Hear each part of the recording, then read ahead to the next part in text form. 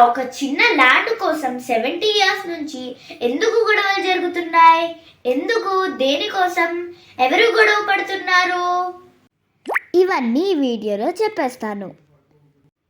2.77 acres of land. ఈ land ఉత్తరప్రదేశ్లో ఫైజాబాద్ డిస్ట్రిక్ట్లో అయోధ్య అనే సిటీలో ఉంది. ఈ ల్యాండ్లో కొంత ప్లేస్లో 16th సెంచరీలో బాబ్రీ మస్జిద్ ఉండేది. ఇది బాబర్ అనే ముఘల్ ఎంపరర్ హయాంలో కట్టించారు. మస్జిద్కి ఎదురుకుండా లెఫ్ట్లో ఒక ప్లాట్ఫామ్ లాగా ఉండేది. దాని పేరు రామ్ చబుత్రా. అందులో సీతారాముల విగ్రహాలు ఉంచి ఒకప్పుడు హిందువులు అక్కడే పూజలు చేసేవారు. కానీ అప్పటి కాలంలో ముఘల్ రాజులు హిందూ దేవాలయాల్ని పడగొట్టి మస్జిద్లు కట్టేవారని అప్పటి ప్రజలు అనుకునేవారు. కానీ 1717లో రాజ్పుట్కి సంబంధించిన జైసింగ్ అనే రాజు ఆ 2.77 acres ల్యాండ్ని కొనేసి శ్రీరాముని పేరు మీద రిజిస్ట్రేషన్ చేయించేశారు. అక్కడ ఉన్న జనాలు ఆ మస్జిద్ ఉన్న ఏరియాని రాముడి జన్మస్థానంగా భావిస్తారు. కానీ 1850లో హిందూస్కి ముస్లిమ్స్కి మధ్య గొడవ వచ్చింది. అప్పుడు హిందూస్ ఆ మస్జిద్ మీద దాడి చేశారు. అండ్ అప్పటి నుండి హిందూస్ ఆ ల్యాండ్ మాది, మాకు ఇప్పించండి, మేము గుడి కట్టుకుంటాం అని గొడవ చేశారు.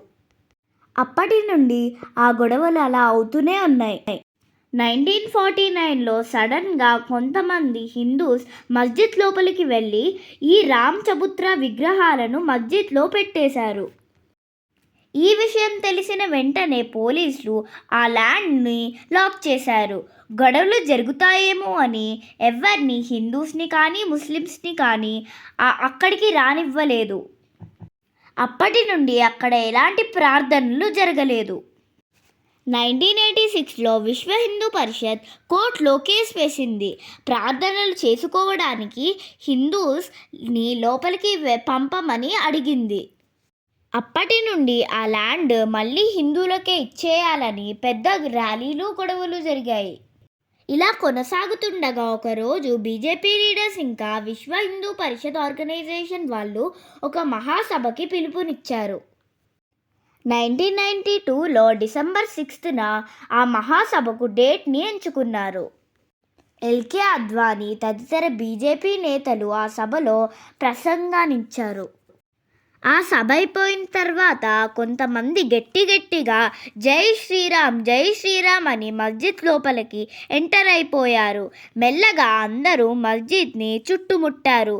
మస్జిద్ పైకి ఎక్కేసి మస్జిద్ని కూల్చేయడం మొదలుపెట్టారు. పోలీసులు ఏమీ చేయలేకపోయారు. మస్జిద్ని కూల్చేసి అక్కడ ఉన్న చిన్న రూమ్ కట్టి సీతారాముల విగ్రహాలు పెట్టారు. ఇలా చేయడం వల్ల ఇతర రాష్ట్రాల్లో హిందువులు ఇంకా ముస్లింలకు మధ్య గొడవలు స్టార్ట్ అయ్యాయి. 2000 పైగా జనాలు చనిపోయారు. ఇంకా ఆఖరికి నవంబర్ 9, 2019 రోజున సుప్రీంకోర్టు జడ్జ్మెంట్ ఇచ్చింది.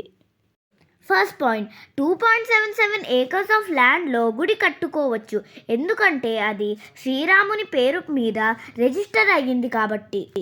సెకండ్ పాయింట్, సెంట్రల్ గవర్నమెంట్ ఒక ట్రస్ట్ని ఆర్గనైజ్ చేసి గుడిని కట్టే బాధ్యత, దానికి అయ్యే మెయింటెనెన్స్ని అప్పచెప్పాలి. థర్డ్ పాయింట్, మస్జిద్ని కూల్చేశారు కాబట్టి central government or state government అయోధ్యలోనే ఒక 5 acres ఆఫ్ ల్యాండ్ వాళ్ళకి ఫ్రీగా ఇవ్వాలి. ఈ హియరింగ్ తర్వాత ఎక్కడా ఎలాంటి గొడవలు జరగలేదు. అలా ఇప్పుడున్న మన ప్రధానమంత్రి శ్రీ నరేంద్ర మోడీ గారు ఆగస్ట్ 5, 2020లో రామ మందిర్ నిర్మాణ ప్రారంభానికి భూమి పూజ చేశారు. ఈ గుడి నిర్మాణం శ్రీరామ జన్మభూమి తీర్థక్షేత్ర ట్రస్ట్ పర్యవేక్షించింది. అలా మొన్న జనవరి 22, 2024న మధ్యాహ్నం 12:29:08 ప్రాణప్రతిష్ఠ జరిగింది. ఈ బాలరాముణ్ణి ముద్దుగా రామ్ లల్లా అని పిలుచుకుంటున్నారు. ఈ రామ్ లల్లా విగ్రహం మైసూర్కి చెందిన అరుణ్ యోగిరాజ్ అనే ఆర్టిస్ట్ చెక్కారు. జై శ్రీరామ్. అందరూ అయోధ్యకి వెళ్ళి రామ్ లల్లాని దర్శించుకోండి.